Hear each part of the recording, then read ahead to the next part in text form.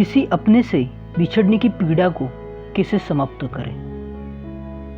किसी अपने से बिछड़ने की जो दुख होता है उसे कैसे खत्म कर सकते हैं? गौतम बुद्ध के जीवन की यह कहानी आप सभी लोगों को बड़े ध्यान से समझनी चाहिए। हर व्यक्ति किसी न किसी से बिछड़ता है। कोई अपने दोस्तों से बिछड़ता है, कोई अपने माता पिता से बिछड़ता है, तो कोई अपने दादा दादी से बिछड़ता है, तो कोई अपने प्रेमिका या प्रेमी से बिछड़ता है। और जो दुख बिछड़ने समय होता है उसे शब्दों में बयां करना संभव ही नहीं है। तो सवाल यह है कि जब बिछड़ना तय है तो मिलते ही क्यों है?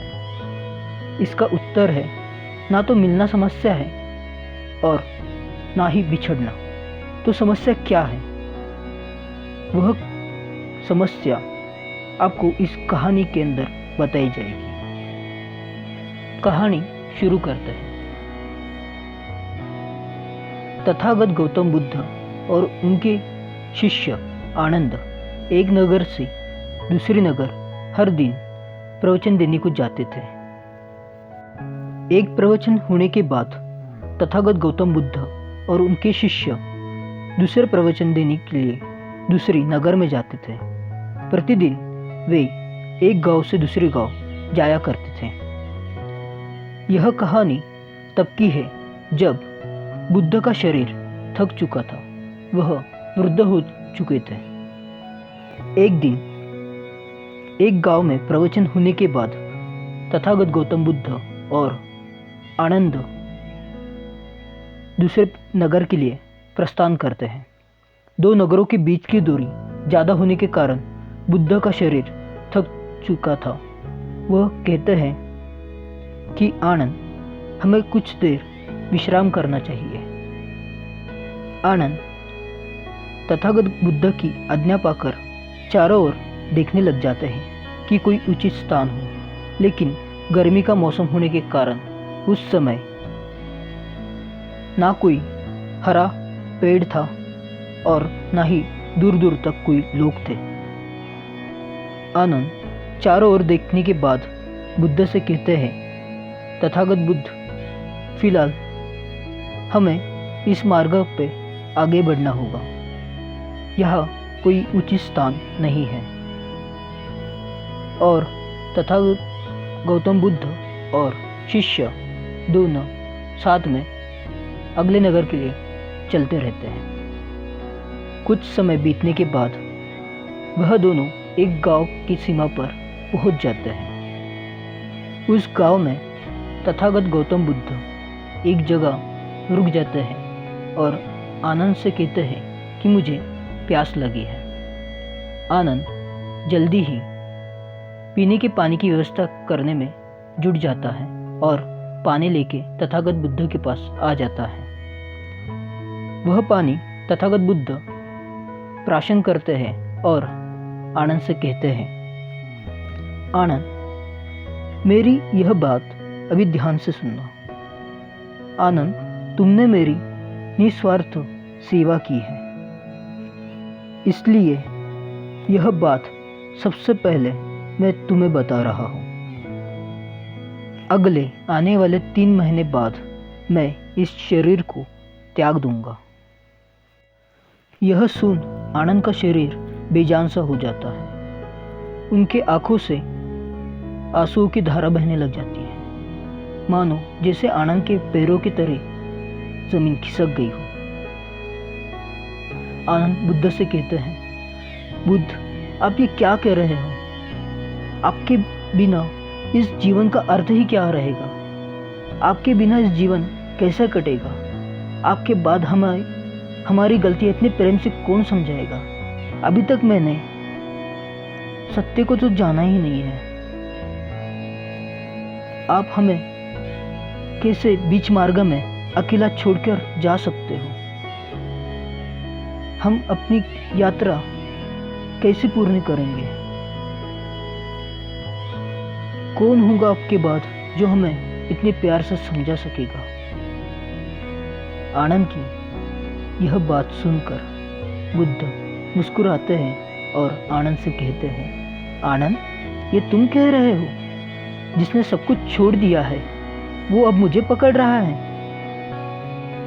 यह सुन आनंद जोर से रोने लगता है और कहता है, आप ही बताए बुद्ध, मैं इस पीड़ा से कैसे छुटकारा पाऊं? इस पीड़ा से मैं कैसे आगे बढ़ पाऊं?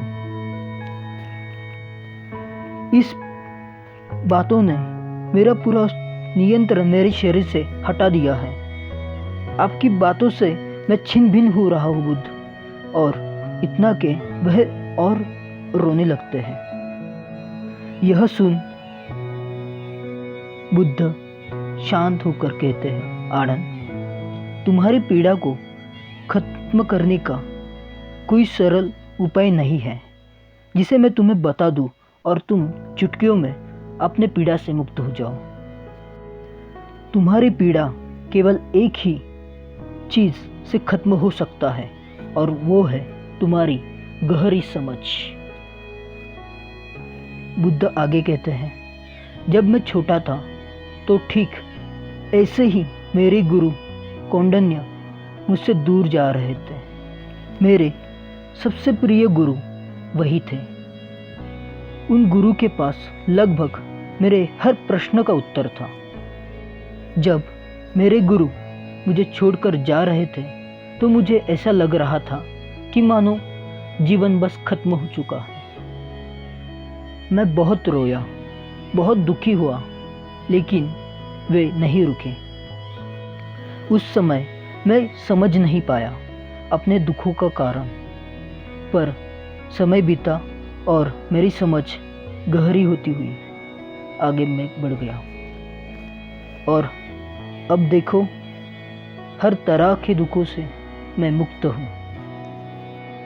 यह सुन आनंद कहते हैं, लेकिन बुद्ध, आप तो परम ज्ञानी हैं, आपको दुख छू भी नहीं सकता। लेकिन हम लोग जिन्हें ज्ञान की प्राप्ति नहीं हुई है और वे लोग जो संसार में हैं, उनको तो दुख होता है। बुद्ध कहते हैं, मैं हमेशा से तो परम ज्ञानी नहीं था। सभी दुखों के अंत में ही मैंने परम ज्ञान को पाया है। मैं तुम्हें ये बात समझाना चाहूँगा कि जीवन को जीने के दो तरीके हैं। एक तरीका है दुखी होकर जीना और दूसरा है खुश होकर जीवन को जीना। ये ज़रूरी नहीं कि तुम दुखों के साथ सत्य के मार्ग पर आगे बढ़ो।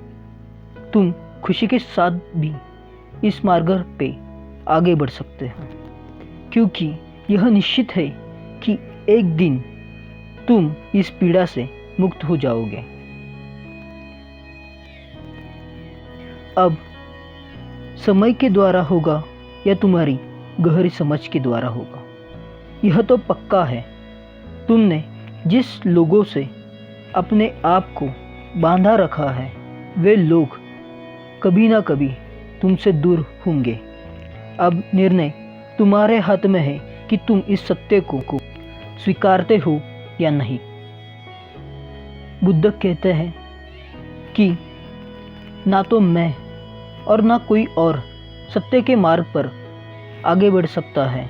यह निर्णय पूरी तरह से तुम्हारे हाथ में है कि तुम्हें आगे बढ़ना चाहते हो या नहीं। अगर हाँ, तो कोई रोक नहीं सकता है, और नहीं तो कोई पहुंचने वाला भी नहीं है। क्योंकि इस मार्ग में अकेले मैं खुद भी चला था।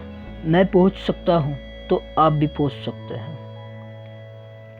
सच में जीवन आसान हो जाता है अगर हमारे भीतर इतनी हिम्मत हो कि हम सत्य को स्वीकार कर सकें।